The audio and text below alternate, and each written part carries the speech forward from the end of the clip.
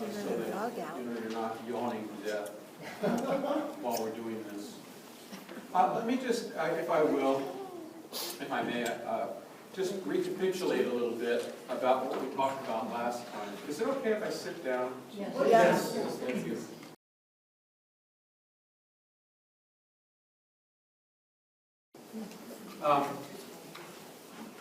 What I was trying to get across last time that we met was just that we have continuity. We just didn't drop out of the sky. That we are connected to a tradition, and that I think that's very important to emphasize. And so when I went through all these centuries, what I was trying to show is that our apostolic succession, that is our lineage, our tradition, is rooted way, way back to the 7th century, so about 1,300 years ago. Now, just to quick recapitulate, Utrecht has always elected their own bishops, and that was the bone of contention, especially during the time of the Reformation. So for 900 years, Utrecht had been electing its own bishops. The Reformation came around. There was a lot of turmoil, for good and for ill. The people were trying to find themselves, and at that time, there was a clash between the Jesuits and the diocesan clergy in Holland. And so there was some strife there, mainly centering on the election of their bishops. And so Utrecht continued to elect its own bishops, its archbishop, and Rome didn't like that because Rome wanted control over this. And so from about the 16th century up until the 18th century, the 1700s, things kind of went along like that. Utrecht would elect its archbishop would be there, Rome would say, but they wouldn't really do anything about it. And then in the 1723, I think it was the magical year, when there was a kind of a real break at that point, when Rome said, no, you cannot elect a bishop. And they said, come on, we've been doing this for 900 years, and you're telling us we can't go on doing this? That is, electing our own bishops. And Rome said, no, you can't do that. So there was kind of a tussle after that. Curiously, Utrecht continued to elect its own bishops, and Rome never sent anybody else. But we roll up to the First Vatican Council. First Vatican Council happened around the 1870 or so. And it was at that time that the Roman Catholic churches in France, Belgium, Germany, and Switzerland, a lot of their bishops just could not accept the teaching of the First Vatican Council, which was primarily saying that the Pope is infallible and that the Pope has complete administrative jurisdiction over the whole church. They said, this is just not right. It isn't in our tradition. We can't accept that. And like I say, there are many churches in France, Germany, Holland, Switzerland that said, we can't accept this. We don't want to go along with it. And last time I read a quote from one of our American bishops. Oh, thank you. Read a quote from one of our American bishops saying that he was the Archbishop of St. Louis, said that I'm never going to teach this in my own diocese because I think that it's bogus, but I will bow to Rome because I'm a Roman Catholic. And the reason that I think it's important to kind of recapitulate all of that is to say that again, we just didn't drop out of the sky. When the Union of Utrecht was formed after the First Vatican Council, bishops were validly ordained, priests were validly ordained, and Rome had no dispute about that. About that time, there was a man named Matthew. He was British or English nobleman, and he got himself ordained archbishop. And his kind of portfolio was to go back to England and gather people around him to form an old Catholic or Union of Utrecht church in England. Apparently that didn't work out so well. So he came to the United States. And while he was here, he found kind of fruitful ground, and he started ordaining priests and eventually ordaining bishops. And that's important because that is our lineage. That's where we get this label, if you will, that we're valid but not licit. And what that simply means is this, that we've had the bishops and the priests in the ECC have had hands laid on them, the words have all been said validly. But Rome doesn't acknowledge that we are legitimate. That's what that means. If you're looking at it from a Roman point of view, you're looking at it as we're valid but not licit. From our point of view, is we're licit, we're valid and licit, so what's the deal? But again, this was to show, all this is just to show that there's a line that we have through these various individuals who have become part of the Ecumenical Catholic communion. Our communion began in the early 2000s. Many independent, or many people decided they could no longer assent to a lot of the doctrines of the Roman Church, and they left and they formed what are called independent Catholic communion, or independent Eucharistic communities. And around 2003, and I'm so grateful that we have people from St. Clair who are knowledgeable about this who can correct me when I'm misspeaking. Peter Hickman was ordained as an old Catholic priest. Eventually he was consecrated an old Catholic bishop, again following this line of succession all the way back to Willibord in the 700 AD. Peter Hickman was down in Los Angeles, and there were communities that were emerging at this time, independent Eucharistic communities that wanted to be ordained because we are a liturgical church, because we have a history. They wanted ordination, they just didn't want to float out here. And so the first one was Mary Raymerman back in Rochester, New York. And she asked Peter Hickman if he would come back and ordain her. And that's an interesting story about how that community got started. But that was the first that Peter Hickman ordained as a priest. And then there were other independent Catholic communities around the country, around the United States, that felt a need to have their pastoral leaders ordained priests. There were also many former Roman Catholic priests who were more than willing to be part of a Eucharistic community. And so these communities began to come together, and in 2003, they came together, I think it was about 10 or 15 communities, is that right? Yeah. And started talking about how can we come together for mutual support and mutual encouragement as we expand our presence here in the United States. And the spirituality that I want to talk about tonight is I mean, it's nothing tantric or otherwise. It has to do with how we come together as a community. And I hope I don't bore you, but our Constitution really sets out what our spirituality is trying to do. And we don't have to look far for this.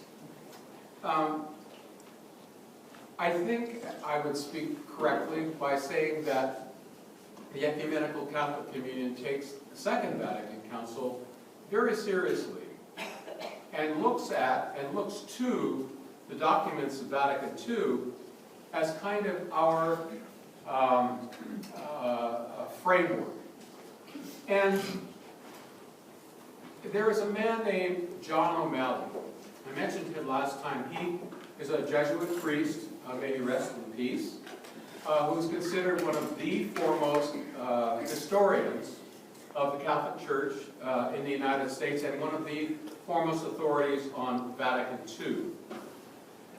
And he said that Vatican II offered two different visions of what it means to be Catholic.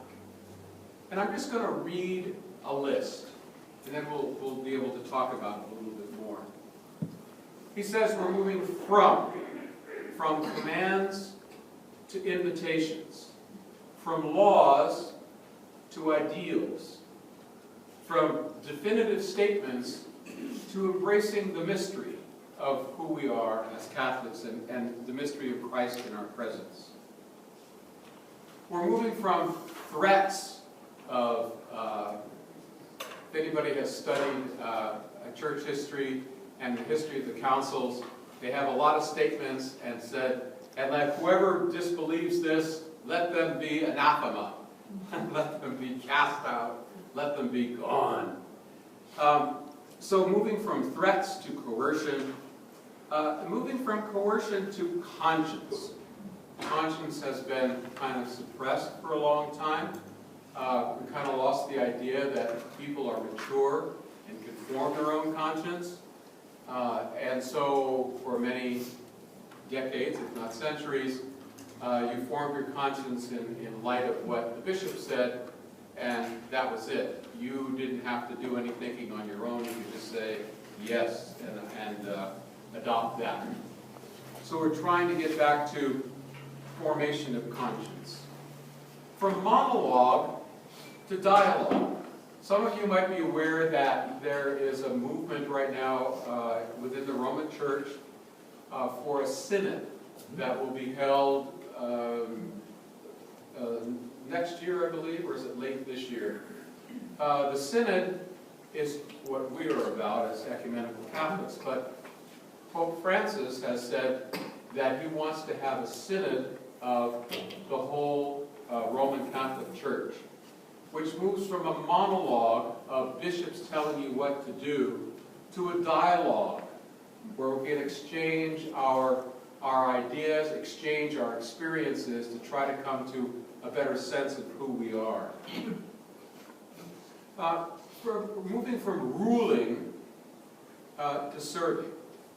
And I think probably one of the best examples of that is, let me see if I can find it now, a description of the presiding bishop. It says, understanding authority of a bishop in the Ecumenical Catholic Communion is different from an understanding which emphasizes the role of juridical power. In the Roman Church, it's all about, I have the juridical power. A bishop is the corporation's soul of a diocese. That is, everything goes through the bishop. He essentially owns everything. We don't do that in the ECC. So the Roman Church emphasizes the role of juridical power and the assignments of clergy, the determination of who is right or wrong in the practice of faith, full control of church finances. We are trying to do this. We have a great goal of episcopal authority being not an exercise of power, but the imitation of Jesus' ministry was emphasized, teaching, healing, and reconciliation. And this is really a different focus and a different shift. It's a shift in focus that I think really undergirds our spirituality, and that is who we are trying to become as a people of God. We're trying to get away from being withdrawn from the world to being integrated with our world.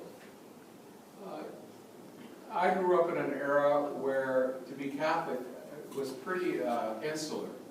I don't know, it was just because I was Irish Catholic in San Francisco, but of course we were not permitted to even look into a so-called Protestant church. I mean, for us to be nested in a Lutheran church, my God, this would have been good. So we're trying to get away from this kind of withdrawn from the world. We're trying to be more horizontal rather than this vertical piece. We're moving for inclusion rather than exclusion.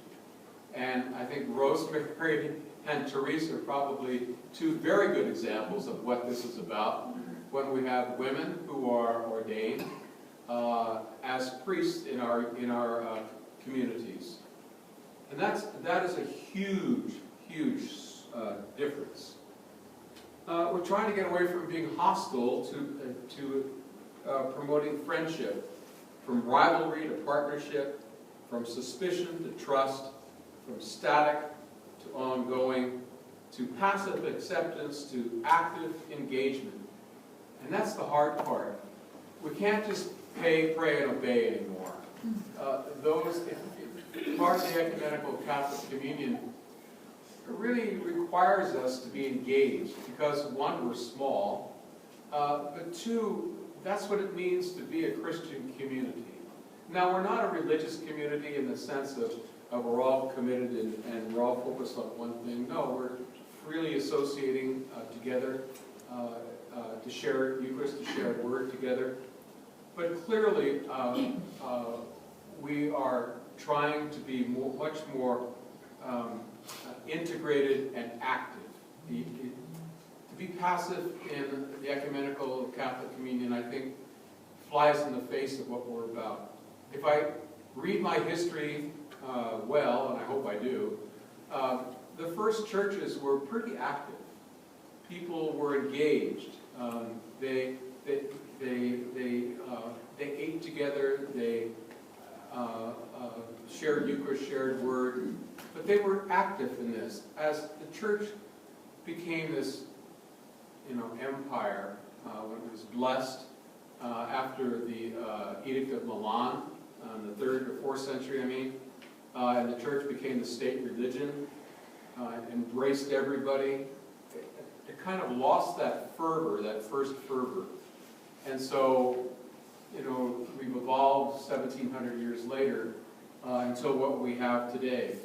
And I think that our communion is trying to recapture that fervor, if you will, that commitment of those early Christians. So that's a really an important piece about what we're about. We are, to say, a communion, and it's really an important piece that you understand that we are a confederation, so that there's no bishop that owns anything in our communion. We ourselves form this community. We ourselves decide who our pastors will be, who our spiritual leaders will be, who our priests will be, and how we will conduct ourselves as a Catholic community. And we can't own property. I'll just interject. Oh, okay, yeah. Yeah, that's in the Constitution. Yeah, we're not We building cannot, churches. in the ECC, as a church, cannot own property. Is that not right? I don't know. I've not heard that. That's what I understand. That's why we nest in other churches or rent space. You can't build a building? I would think that you'd be able to. I don't know. Where is it written?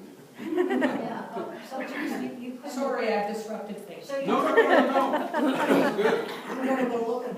That's an interesting. Just as an aside to that, that's a piece of brilliance if it's true, because I've been in a lot of Catholic parishes that started out very spiritual, and then as soon as they did a building, everything shifted to money. Yes. And there was a lot of difference. And if you're nested in somebody else's space, then you take care of it and you're gonna concentrate on the human intangibles, right? So I hope it's true. It's hard, but it would be a real stroke of brilliance to have that be part of it. Well, the early church, they just met like we do, I mean, just sitting around like this.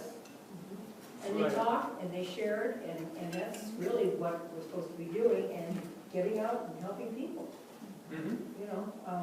I don't think they put money into big fancy things, yeah. There's so much money. Edifice. Anyway.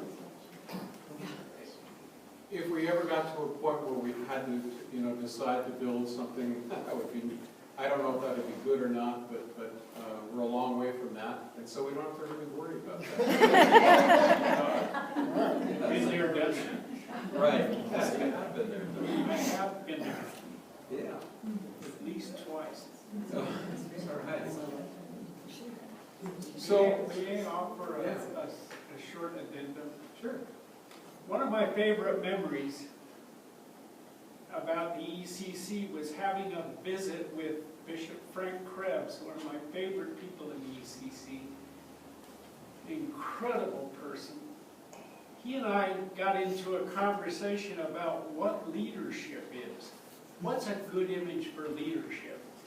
And we decided together that the best image that we could come up with was animator. That a leader in a Christian community is an animator. It's not the doer or the controller, it's an animator, or she. And I think, and thank God, for us in the ECC here in this region, I think that we have managed to carve out that image for those who lead our communities. Animators, they animate our communities to be communities of Christ, to be disciples of Christ. Thanks.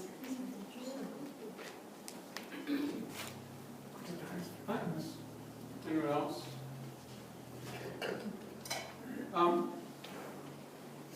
So we have a constitution that makes us into a synod. And a synod isn't necessarily a democracy. A synod is a very ancient way of being church together.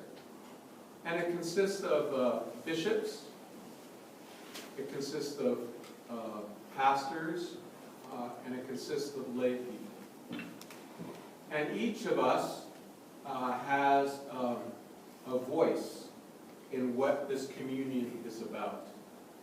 And I have been to 2 synods. I didn't go to the last one. But I think that they are really, really helpful. I don't want to put you on the spot, Rosemary, but could you talk a little bit about your experience at synod? I've been to 2 synods as well, and I think it's really interesting because the one thing you see, there's diversity in the ECC, different styles, different kind of, whether some are more traditional, some are less traditional.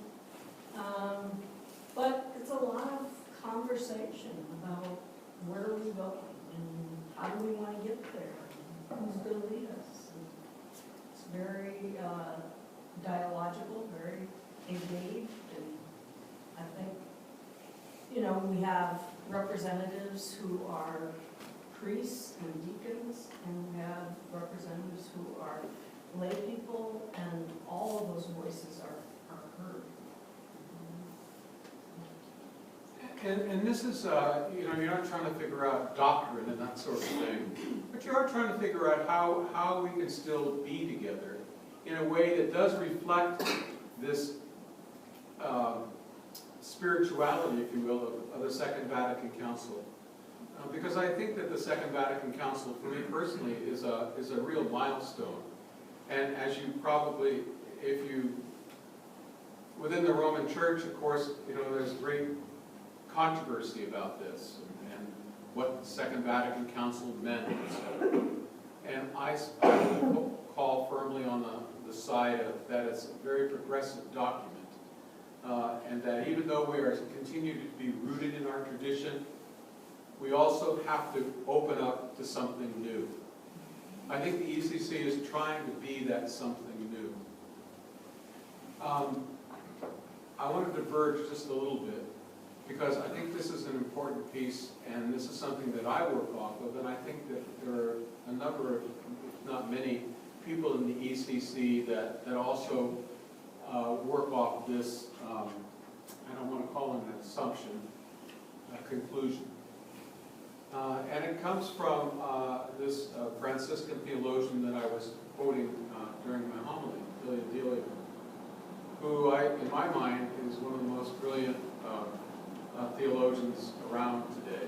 And I would encourage you to pick up one of her books. It's a strange sounding name, Delio. What makes her interesting is that she has a PhD in, I think it's physiology, and a PhD in theology. So she has this wonderful mix of science and theology. That's the first thing that we have to talk about is spirituality can't be separated from science. Science is the dominant philosophical, it's the dominant philosophy of our time, and if we don't engage with that, we are completely lost. And part of that, from my point of view, is about evolution. Evolution is real. It's not just theory. There are too many bones around. We have too many rock formations, et cetera, et cetera. We know how isotopes dissolve. And anyway, that's too complex for me. But the point is that because of evolution, everything that we have thought about God has to be rethought. And this isn't my idea. You're familiar with the term Thomas Aquinas, who was the Catholic theologian. He himself said that, as Thomas Aquinas said, that if you get the cosmos wrong, you get God wrong. And if we don't include evolution, then we get God wrong in our understanding. And the reason this is important is because we really do have to rethink a lot of things. What does that mean practically? Well, here's just one. What's original sin? And that's kind of one of the foundation things of Christianity. But if there's evolution, where's the sin? If there's evolution, there was no fall. There was no pristine kind of place where critters like us humans wandered around blissfully.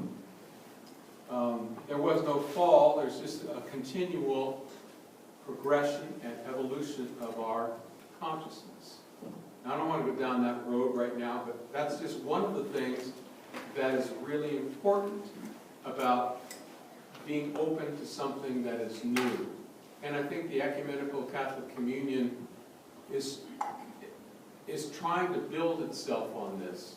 We're rooted in a tradition, and yet we have to incorporate and want to incorporate a lot of contemporary findings. And one of the findings, at least for me, is evolution.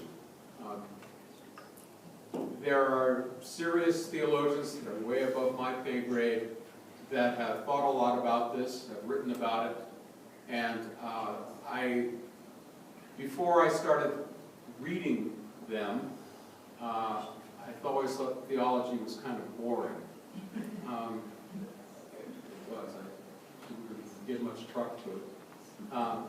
But these folks really talk a lot of sense. The other piece is a man like Thomas Berry.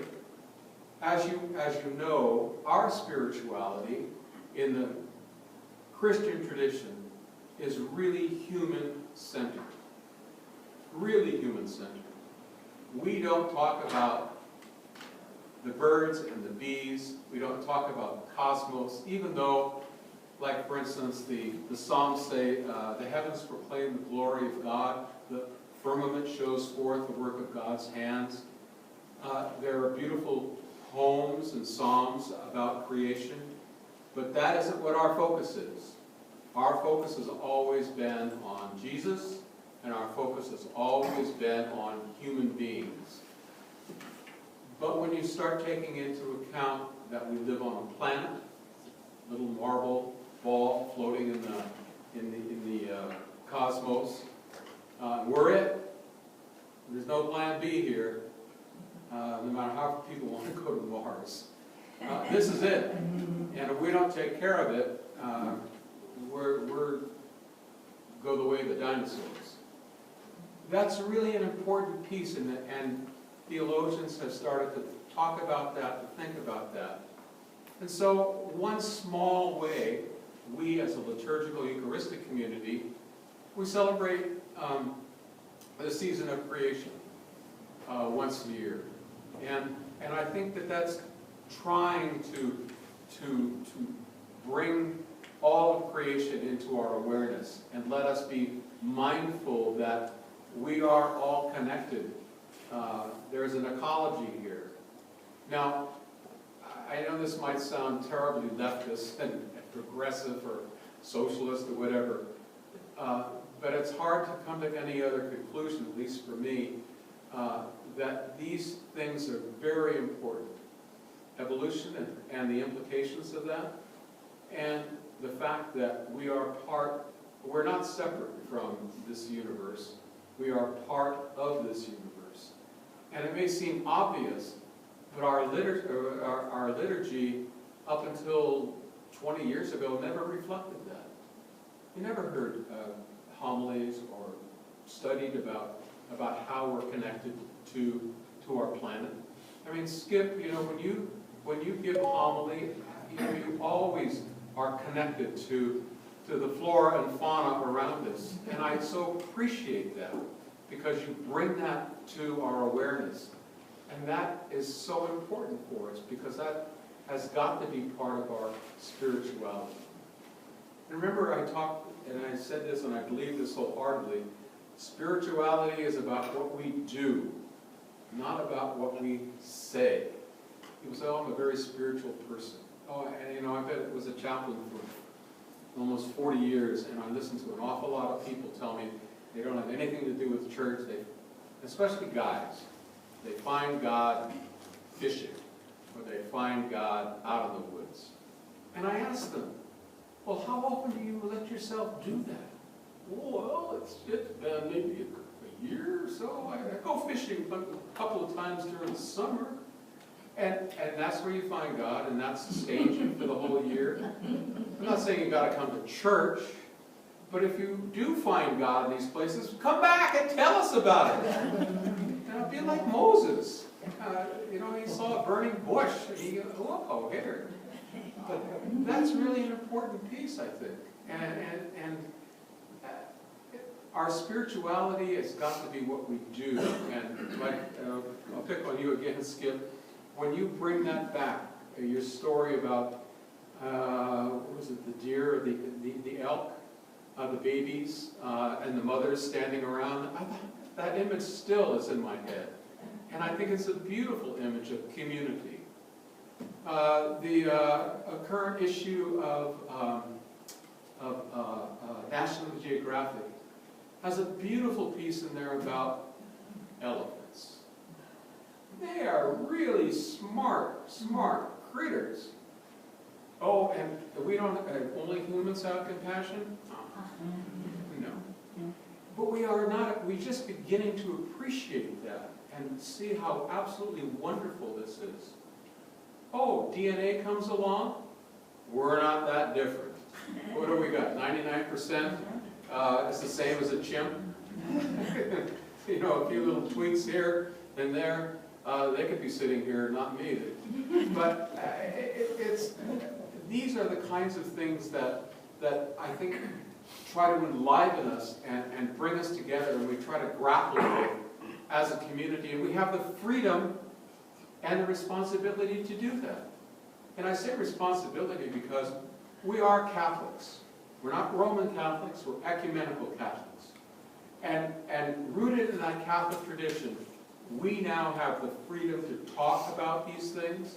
We have the freedom to acknowledge the full range of human experience and to grapple with that.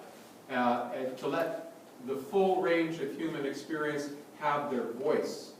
That's part of our spirituality, and that's part of who we are. And I hope that will always be part of who we are going forward.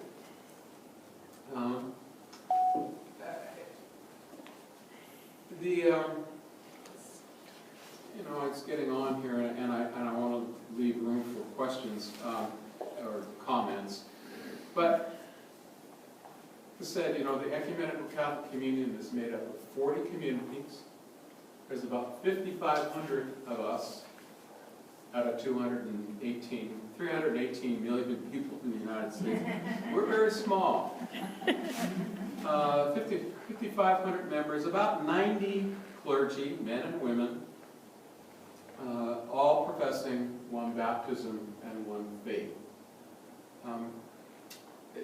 We could talk about each one of these little pieces going forward, but that's kind of an overview of at least how I see the ECC and its spirituality.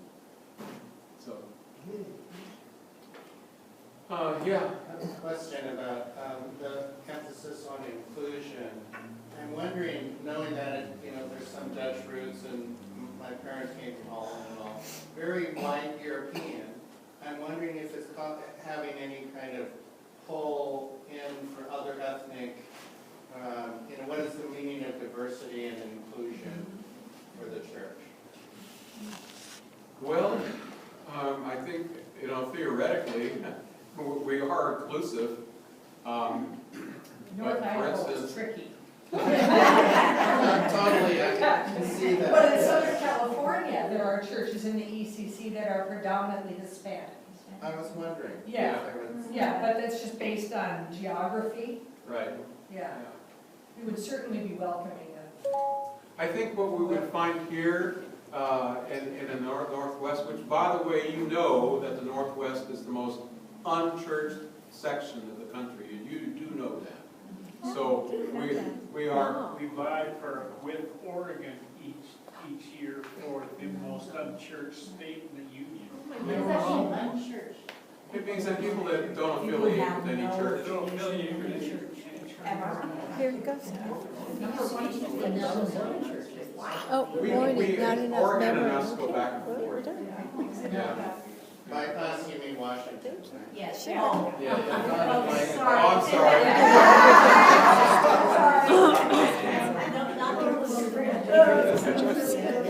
But I think that you would find our inclusiveness and our diversity in sexual orientation. I think you would find it in our educational levels. I think our economic status, if you will. I think you would find that kind of diversity here. But especially gender diversity and sexual diversity. That would be more where we are as a community in Coeur d'Alene or in Washington. At the last synod, one of the sessions was on racism, and we were meeting in St. Louis. And so the presentations were focused on racism in St. Louis, and it was fascinating. And there's a standing committee in the ECC on racism, and we as a synod have committed to continue to educate ourselves and wrestle with that. And at the synod, a group of us who attended the session, we went out in the neighborhood and we visited historic places where racist events had occurred. It was really moving, and it was unsettling, you know? But I'm encouraged that as a synod, that's something we're taking seriously and that we've committed to doing. I think at the moment, there are not a lot of African Americans in the ECC. But, you know, recognizing that as Americans, we need to address our history of racism, I think is really important. I just want to interject that I think the more we know of other peoples, that they're like us. You know, I got friends of mine from different countries, different cultures, different backgrounds. Some of my new friends were black. Oh my gosh, they were black. You know, and I grieved with them when they lost family members. I rejoiced when they had babies, and I helped them when they had kids. They're absolutely no different. Like, that's the way I was raised, and it always shocked me when people go, oh, well, they're there. You know, and no, we're all there. We're all on this earth together. We share the same air. You know, we got to work together, all of us. And just if anybody here, if you've worked in a big place where you're working side by side with a black person or an Asian person, you're all doing the same job. You're all getting the same pay. You're working together, and they're friends. They're friends, and if you find out they're friends, it's like, oh, hey, there we are. You know, and that's what's got to get spread. You know, up here in Idaho, it's hard. Yes, it is, because we don't have enough diversity here. Jim, did you talk about the ecumenical nature of the ECC and what that means? I haven't, that's part of our script. Do you want to address No, that? I don't.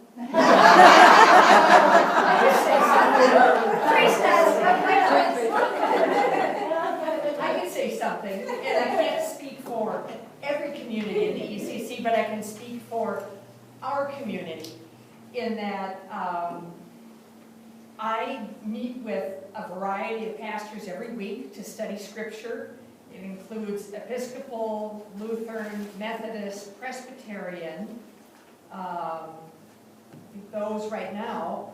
And we have made a point to work together on like having a booth at the Pride in the Park.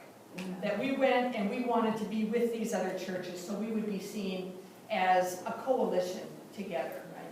Or during COVID, the pastors all from these different churches, we went to Kootenai and blessed the healthcare workers as a unit. When we do daily bread, which Chuck was talking about, when we feed the hungry about every couple of months, we do that and taking turns with other Protestant churches, Lutheran churches, Presbyterian churches, in doing that. With Family Promise, which I talked about, where we support families in the area. Again, we're doing that specifically, we're piggybacking with Lutheran Church of the Master because they're a small community, they're bigger than us, but still small. And then, you know, us together, we do Tuesday and Thursday, and then we work with Trinity Lutheran Church, and they do Monday, Wednesday, Friday, and provide the site. So we're doing a lot of things with churches in the area to not just get ourselves known, but to say, hey, we can work together. How about a lot of other churches, you know, that rather than polarizing, we want to be community, and we want to bring people in. And we've had the blessing of, Don mentioned it, Frank Krebs. He was Bishop Francis, if you will. He was our presiding bishop for the last 8 years. And he made it a real focus, and I just can't thank him enough for this, of being part of the National Council of Churches. His presence there, I think, not only helped give us legitimacy, but it showed other Christian denominations and non-Christian denominations that we are part of this whole communion of many different houses within God's great big house. The churches in Colorado, I think there's 4 or 5 of them, have recently signed a compact with the Lutheran bishop, so between the ECC and the Lutherans, to share not only spaces, but I believe share services together. And Teresa's modest here. She has presided with the Lutheran community here, and they seem to say, Yeah, it's all good. Yeah, all good. And this is what I think is really trying to happen with this ecumenical. That is, we're not just going to be insular. If we're not building bridges to other communities, especially other Christian communities, then we're really not doing our job, our work. And so we encourage our communities to be part of other communities. We can continue to have our own identity and continue to give birth to that identity, but we can also be part of a larger community like this. This, I think, is a great example of what we're trying to do as ecumenical Catholics. Be nested in a Lutheran church, to participate in their services, to have that cross bread, but at the same time to recognize that we have slightly different focuses, but that's not going to divide us. That's just, different ways of doing stuff.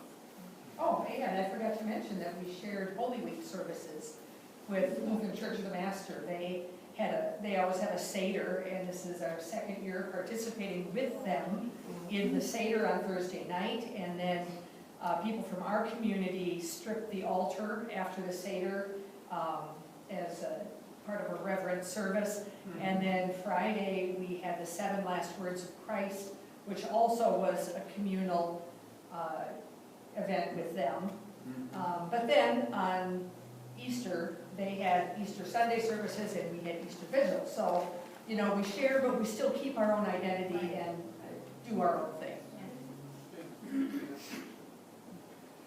It's 7:20. Well, get out of here before you start yawning and saying, well, you better be quiet.